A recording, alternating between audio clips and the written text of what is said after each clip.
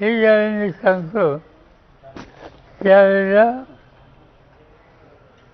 मुख्यमंत्री आणि अन्य घटकांनी सुद्धा आपली भाषा ही लोकांनी याच्यात सहभागी व्हावं यासाठी पोषक असले पाहिजे.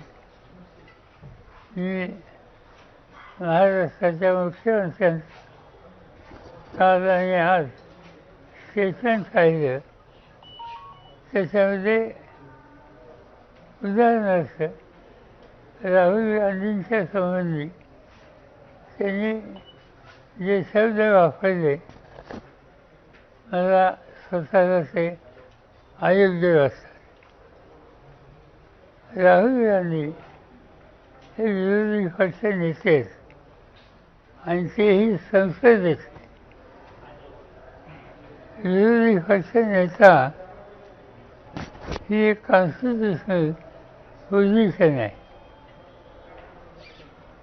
हे पद आहे आणि ते लोकसभेचं आहे आणि त्यामुळे सिंगल सवालाची भाषा या पदावर असलेल्या व्यक्तीच्या संबंधी टाळली तर आपली स्टेटमेंट लोक अधिक गांभीर्याने घेतात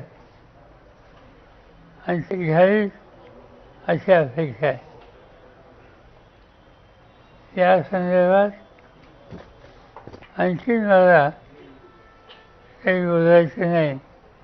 या बाबतीत तुम्हाला काही विचारायचं असेल तर जरूर विचारू.